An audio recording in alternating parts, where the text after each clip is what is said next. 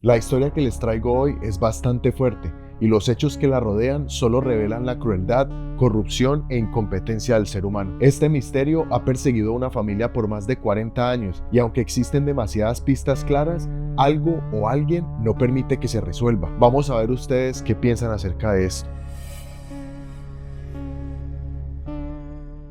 Glenna Sharp, más conocida por su apodo Sue, de 36 años, había alquilado la cabaña 28 en la pequeña comunidad de Katy, en California, al oeste de los Estados Unidos. Ella y sus 5 hijos, John de 15 años, Sheila de 14, Tina de 12, Rick de 10 y Greg de 5 años se habían mudado a la cabaña desde noviembre de 1980, después de haberse divorciado de su esposo James, el cual era una persona complicada y difícil de llevar. Además, esto le permitiría a Sue estar más cerca de su hermano Don. Las cabañas Katy eran supuestamente estilo resort, rodeadas de mucha naturaleza, pero a decir verdad, eso estaba lejos de la realidad. Cuando Sue y sus hijos se mudaron, las cabañas estaban deterioradas y necesitaban muchas reparaciones. A pesar de esto, al parecer, para esta familia, el cambio de ciudad y de ambiente no fue traumático. Y en general, los hijos de Sue se habían adaptado rápidamente al nuevo lugar. Si bien Sue no fue una madre negligente, sí fue ausente. Y esto tenía sentido, ya que la joven madre tenía varios trabajos, lo que no le permitían estar en la cabaña constantemente. Aún así, ella hizo todo lo posible para mantener a sus hijos. Y aunque todo transcurría normalmente, nadie se imaginaría lo que sucedería un par de meses después de su mudanza. La noche del 11 de abril de 1981 fue como cualquier otra para la familia Sharp. Sheila, la jovencita, se quedaría a dormir en la casa de uno de sus amigos, el cual vivía al final de la calle. Su hermano John y su amiga Dana se fueron en auto a un pueblo cercano, a una fiesta de la cual tenían pensado regresar entrada la noche. Por otro lado, Tina, la pequeña de 12 años, acompañó un rato a su hermana Sheila, pero luego volvió a su casa en compañía de su madre y sus 2 hermanos menores, Rick y Greg, los que también estaban acompañados por el pequeño Justin Smart, el vecino de ellos. La noche transcurría normalmente, aunque alrededor de la 1 o 2 de la mañana, algunos vecinos cercanos a la cabaña 28 creyeron escuchar algunos gritos o gemidos ahogados. Sin embargo, no estaban seguros de dónde venían los sonidos, por lo que finalmente terminaron volviendo a dormir y así terminaría la noche. Al día siguiente, alrededor de las 8 de la mañana, Sheila regresó a la cabaña. La puerta principal estaba abierta, pero esto no era inusual, ya que todos se conocían en este barrio y no se corría ningún peligro, o al menos eso era lo que se pensaba. Cuando la jovencita ingresó, se encontró de frente con una escena de terror. Allí en el piso de la sala estaba su madre Sue, su hermano John y su amiga Dana, cubiertos de sangre. En medio de gritos y llanto, salió corriendo a buscar a un vecino para que la auxiliara. Sin saber lo que ocurría, su vecino corrió a la cabaña 28. Al llegar y percatarse de la escena, entró en busca de más víctimas y se sorprendió gratamente, pues los 3 niños Rick, Greg y Justin aún estaban en la habitación sanos y salvos. Así que como pudo los sacó por la ventana del cuarto para que no presenciaran la escena del crimen y de inmediato contactaron a las autoridades. El primero en llegar fue el agente Hank Clement. Al entrar, vio cómo en la escena del crimen había sangre por todas partes, en las paredes, las suelas de los zapatos de una de las víctimas, los pies descalzos de Sue, las sábanas de la habitación de Tina, los muebles, el techo, las puertas y el suelo. La crueldad con la que habían cometido este acto quedó plasmada en la vivienda y en las víctimas. La cantidad de sangre encontrada sugirió a los investigadores que las víctimas habían sido trasladadas y reorganizadas de las posiciones en las que fueron asesinadas. El joven John estaba más cerca de la puerta principal, boca arriba, con las manos cubiertas de sangre y atadas con cinta médica. Su garganta había sido cortada. Su amiga Dana estaba en el suelo junto a él, boca abajo, y por cómo se veía su cabeza parecía como si hubiera sido golpeada con un objeto contundente. Sus tobillos estaban atados con un cable eléctrico, el cual estaba enrollado alrededor de los tobillos de John para que los dos estuvieran conectados. Sue estaba cubierta con una manta amarilla. Esto aseguran los expertos que quizá fue porque los asesinos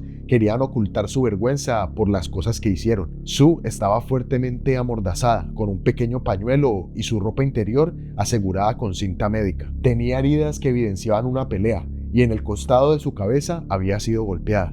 Según el dictamen de medicina legal, todas las víctimas sufrieron traumatismos por objeto contundente, más específicamente con un martillo. Además, sufrieron múltiples heridas con arma blanca. En el suelo también encontraron un cuchillo doblado y un cuchillo de carnicería, todos cubiertos de sangre, uno al lado del otro, sobre una pequeña mesa de madera a la entrada de la cocina. La vida cambió dramáticamente en 1981 para toda esta comunidad y las comunidades aledañas, ya que todos sospechaban de todos. Los residentes estaban atormentados, ya que un asesino caminaba entre estas comunidades. La gente comenzó a cerrar las puertas y ventanas de su casa con seguro por la noche. Esta comunidad nunca había sentido la necesidad de hacer esto, claro está, antes de los asesinatos. Pero lo más inverosímil del caso es que nadie se percataba de que en la escena del crimen faltaba alguien. La policía tardó horas para darse cuenta de que faltaba la pequeña Tina Sharp.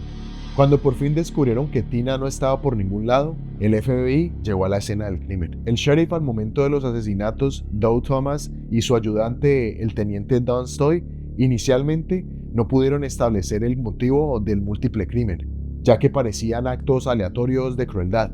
Pero, ¿por qué 3 personas en la cabaña 28 fueron brutalmente asesinadas mientras otras 3 quedaron vivas? ¿Y dónde estaba la pequeña Tina? De otro lado, no había evidencia de que la entrada hubiera sido forzada, aunque los detectives recuperaron una huella dactilar no identificada en un pasamanos de las escaleras traseras. El teléfono estaba descolgado, todas las luces apagadas y las cortinas cerradas. Pero quizá lo que más confundió a los detectives es que los 3 niños pequeños no solo no fueron tocados, sino que supuestamente no sabían nada ni habían escuchado nada de lo que había sucedido al interior de la vivienda. ¿Cómo es posible que no hubieran escuchado nada esa noche? Sí, como les había contado antes, una mujer y su novio que residían en la cabaña de al lado se despertaron alrededor de la 1:30 de la mañana con lo que describieron como gritos ahogados. No obstante, aunque los 3 niños inicialmente afirmaron que durmieron durante los eventos, Justin, el amiguito de uno de los niños Sharp, fue entrevistado más tarde y afirmó haber solo soñado con los asesinatos, pero posteriormente confirmó que sí había presenciado los asesinatos. Algunos han sugerido que esto significa que Justin de pronto estuvo involucrado de alguna manera, pero que quizá también el joven estaba traumatizado por lo que vio y no supo cómo procesarlo. En verdad, no habría manera de saber. La duda persistía, así que en un momento Justin fue hipnotizado para ver si alguna otra información podía ser recuperada. Y es así como el joven dio una descripción de los sospechosos. Según el niño, los sospechosos eran 2 hombres con los que supuestamente había visto a Sue hablar. Uno tenía bigote y el otro estaba bien afeitado y tenía el pelo largo, y ambos usaban gafas. Así que basado en la descripción de los hombres que aportó el pequeño Justin, la policía realizó retratos y los socializaron con la comunidad y los vecinos, pero tristemente nadie los identificó. Justin dijo que cuando John y Dana regresaron de su fiesta, comenzaron a discutir con los 2 extraños, lo que eventualmente desató una pelea violenta. Y quizá el dato más importante que agregó Justin es que él vio a uno de los hombres sosteniendo un martillo. Finalmente, el pequeño vio como uno de los hombres sacó a Tina por la puerta trasera de la cabaña y de ahí no se acuerda de nada más. Con la información recolectada por los detectives, se especuló que los principales sospechosos del asesinato eran el padre de Justin, Martin Smart, y su huésped, el exconvicto John Bowe, conocido por tener conexiones con el crimen organizado en el área. Martin Smart vivía con su esposa e hijastros a unas pocas cabañas de distancia, más específicamente en la cabaña 26. Pero ¿por qué razón estos 2 individuos cometerían estos actos? Pues Martin podría haber tenido un motivo para el asesinato de Sue, y es que ella había estado interfiriendo en su matrimonio con su esposa Marilyn Smart. Al parecer, Sue la estaba aconsejando en su matrimonio, pues ellos tenían muchos problemas. Sue le había sugerido a Marilyn que se divorciara de Martin. Esto quizá desató la ira de él, y es que Martin era una persona violenta. Supuestamente en una ocasión intentó atropellarla a ella y a su hijo, y en otra los amenazó con un cuchillo después de una pelea. También se presume que Martin, después de perder su trabajo como cocinero, comenzó a fabricar y vender drogas. Así que es muy comprensible que Marilyn hubiera querido divorciarse después de lidiar con todo esto. En el transcurso de la investigación,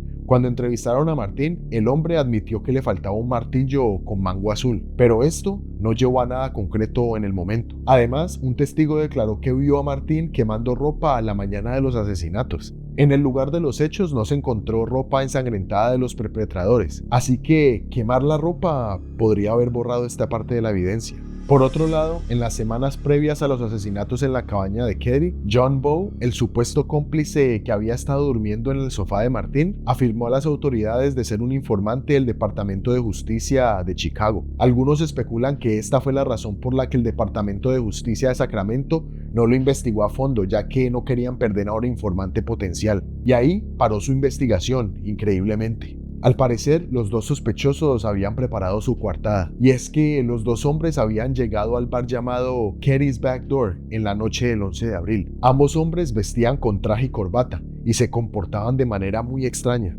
Algunos sugieren que Martin y John vestían así a propósito, ya que querían llamar la atención y poder establecer su coartada, y de esa manera poder decir que mientras ocurrían los asesinatos, ellos estaban en otro lado. Pero las sospechas que estos dos comenzaban a levantar solo estaban empezando, y es que justo después de los asesinatos y el inicio de la investigación, tanto Martin como John se fueron de la cabaña 26. Pero lo más extraño fue lo que ocurrió después. Marilyn, quien se había divorciado de Martin días después del asesinato, recibiría una carta muy sospechosa enviada por Martin. Y la carta decía: he pagado el precio de tu amor, y ahora que lo he comprado con la vida de 4 personas, ¿me dices que hemos terminado? Excelente. ¿Qué más quieres? ¿Será que Martin se refería a los asesinatos? Sin embargo, esta carta no se tuvo en cuenta como una confesión ni se le hizo seguimiento, ya que Doe Thomas, el alguacil encargado de la investigación, dijo que no era verdad porque Martin había aprobado la prueba del polígrafo sin errores. Pero bueno, mientras se intentaba encontrar quién era el culpable, por otro lado los investigadores aún no tenían ni una pista de la pequeña Tina. Nadie entendía a dónde pudo haberse ido. Transcurrieron 3 años de la masacre de la familia Sharp y los investigadores no tenían claro quién o quiénes eran los asesinos, pero por fin sabrían de un descubrimiento que pondría otra de las piezas perdidas de este rompecabezas. Alguien que recogía botellas en el bosque del condado de Butte, aproximadamente a casi 100 kilómetros de Kerry, encontró una botella que tenía un color extraño, y después de acercarse a investigar, se dio cuenta de que lo que veía en realidad era un cráneo. De inmediato, esta persona avisó a la policía acerca del hallazgo. Cerca de los restos encontraron una manta para niños, una chaqueta de nylon, un par de jeans a los que le faltaba el bolsillo trasero y un dispensador de cinta quirúrgica vacío. Los restos tristemente pertenecían a la pequeña Tina, y ahora ya eran 4 crímenes que se habían cometido la fatídica noche del 11 o la madrugada del 12 de abril de 1981. La zona donde se encontraron los restos es muy difícil de navegar, así que esto ha llevado a cierta especulación de que el cazador quizá fue informado de alguna manera para descubrir los restos de Tina, aunque no hay evidencia de esto. Y aunque por fin el cuerpo de la pequeña se había hallado, los hechos que rodeaban la investigación de la masacre de la familia Sharp se tornaban aún más turbios. El foco de la investigación ahora se posicionaba en el alguacil Doe, quien era el que había iniciado la investigación en la cabaña 28. Doe renunció a los 3 meses después de los asesinatos, para luego aceptar un trabajo en el Departamento de Justicia. La gente opinaba que el manejo que le dio el alguacil fue desastroso en el mejor de los casos y corrupto en el peor. Y es que lo que la gente no sabía era que este alguacil era muy amigo del sospechoso principal, Martin Smart. Según algunos informes, el alguacil Doe y Martin pasaban mucho tiempo juntos. Incluso, Doe vivió en la cabaña 28 antes de la llegada de Sue y sus hijos, y cada vez que Martin tenía problemas con Marilyn, el exoficial le permitía a Martin quedarse con él en la cabaña 28. ¿No les parece eso extraño? Ciertamente parece haber al menos alguna evidencia que apunta a un posible conflicto de interés, pero quizá lo más triste fue lo que confesó Sheila. A la pequeña se le informó que a los sospechosos principales se les dijo que salieran de la ciudad mientras las investigaciones estaban en proceso. Pero, ¿por qué los oficiales harían esto? Y aquí no paraba todo. Años después, de un momento a otro, Martin confesaría que él era el asesino. Supuestamente mientras hablaba con un terapeuta, él le confesó que quería limpiar su conciencia y admitió de los asesinatos. Martin presuntamente confesó diciendo que había matado a la mujer y a su hija, pero que no tuvo nada que ver con los otros niños. También explicó que a la niña la mató porque ella lo reconoció y él no quería ser identificado. Ahí estaba la prueba principal. El consejero de inmediato se puso en contacto con el Departamento de Justicia y pidió hablar con los agentes que trabajaban en el caso del asesinato de la cabaña de Kerry. Y ahí fue que él les informó de la confesión de Martin. Por fin, esta sería la prueba que cerraría el caso. Pero increíblemente, la evidencia traída por el consejero fue descartada por estos agentes como solo rumores. ¿Cómo es posible que ni siquiera tomaran esta acusación como algo más serio? Y lo que me deja pensando es que, como les contaba, Doe, el ex policía que había iniciado la investigación, ahora trabajaba para el Departamento de Justicia. ¿Será que realmente estaba haciendo todo lo posible para encubrir a su amigo Martín? Pero hasta la fecha,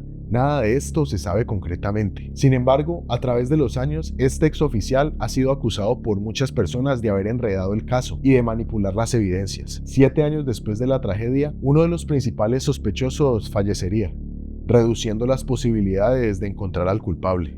Los años seguían pasando y el caso se enfriaba más, y es así como en el año 2000, desafortunadamente, el principal sospechoso, Martin Smart, fallecería de cáncer, llevándose con él probablemente muchos secretos y dejando a muchos insatisfechos. En el 2004, la casa de los Sharp, la cabina 28, finalmente fue demolida, y con ella los terribles sucesos de esa noche. Transcurrieron casi 30 años cuando Marilyn Smart, la exesposa de Martin, reveló en un documental que siempre sospechó de que su marido Martin y su amigo John fueron los autores de los asesinatos. Para ella, el principal motivo de los crímenes era por lo que Sue Sharp se estaba entrometiendo en su vida sentimental, lo que causó que Martin se enojara como nunca. Y además, también confesó que a Martin poco le gustaba que su hijo frecuentara a los Sharp. Sin embargo, ya era demasiado tarde para llevarlos ante la justicia, ya que ambos habían fallecido. Después de 3 décadas, en 2013 se reabrió la investigación y ahora le correspondía al sheriff Greg Hagwood. El sheriff se acercó a Mike Gamber, que en ese momento era un investigador privado, para revisar el caso nuevamente y ver si podía resolverse. Cuando Mike empezó a revisar las cajas con las pruebas, se dio cuenta de que todo estaba desordenado. Algunas de las evidencias almacenadas estaban contaminadas, faltaba el registro del historial del caso original y nada estaba donde debería haber estado. 3 años después, en 2006, un hombre con un detector de metales localizó un martillo con un mango azul en un estanque cerca de las cabañas de Kerry. Este se parecía mucho al que Martin había descrito como desaparecido durante las investigaciones, días después del asesinato. Sin embargo, esto no ha llevado a nada. Ese mismo año, el investigador Gamberg se reunió con el terapeuta de la Administración de Veteranos del estado de Reno, quien le dijo que en mayo de 1981, Martin Smart había confesado que mató a Sue y a Tina Sharp. Después de tantos años, este terapeuta sostenía la misma historia a la cual había contado décadas atrás. Muchas teorías se tejieron para intentar explicar lo que sucedió esa fatídica noche. Algunos dicen que pudo ser un robo o que salió mal, pero no hay evidencia clara de que quien sea que hizo esto se haya robado algo de la cabaña 28. De hecho, los Sharp no eran una familia de dinero y el barrio tampoco era uno donde vivieran personas adineradas. Además, ¿por qué los ladrones cometerían asesinatos tan violentos si su intención era simplemente robar el lugar? Una cosa es acabar con la vida de alguien por robarlo y otra muy distinta a pasar mucho tiempo en el lugar mientras se tortura a las víctimas. Parece haber cierto grado de rabia en este asesinato, emociones que un ladrón rutinario probablemente no tendría. Por otro lado, presuntamente hay evidencia de que tanto John Sharp como su amiga Dana estaban involucrados con la venta y robo menor de algunas drogas. Sin embargo, asesinar a 3 personas y secuestrar y asesinar a otra por una cantidad pequeña de drogas parece una respuesta un tanto extrema. Además, si este asesinato fuese una especie de venganza por los niños que robaban pequeñas cantidades de estupefacientes, ¿por qué los otros 3 niños quedaron intactos? ¿No deberían haber corrido con la misma suerte al haber presenciado o escuchado los crímenes que se estaban cometiendo? Y por último, probablemente el único otro culpable que fuera tan salvaje sería alguien con mucho rencor, tal vez alguno de los examantes de Sue. Sin embargo, según la evidencia disponible públicamente, ninguno de ellos fue considerado como sospechoso o incluso persona de interés. Por esa razón, esta teoría es un poco difícil de sustentar. Pero finalmente, el hecho de que Martin no solo confesara en una carta a su esposa, sino que también a un consejero deja mucho que pensar. Y aparte de las confesiones está el martillo que se encontró que coincide con la descripción del martillo de Martín. Un testigo lo vio quemar ropa, él se fue de las cabañas poco después de los asesinatos, en fin. Todas estas acciones son muy extrañas para alguien quien se creyó ser inocente y no fue investigado a fondo. O no sé qué piensan ustedes. A pesar de haber transcurrido tanto tiempo, las autoridades todavía tienen la esperanza de que este caso se pueda resolver definitivamente. Ciertamente, Sheila Sharp guarda esa esperanza de poder darle un cierre a lo que le sucedió a su familia, ya que tristemente, a pesar de todas las pruebas que se tienen hasta ahora, el caso de los asesinatos en la cabaña de Kerry sigue sin resolverse. En 2018, Mike Gamber, quien está a cargo de la investigación, informó que se siguen las pistas de un ADN encontrado en un pedazo de cinta de la que utilizaron para inmovilizar a las víctimas, pero hasta la fecha nadie ha sido sentenciado por la brutal y misteriosa masacre de la familia Sharp.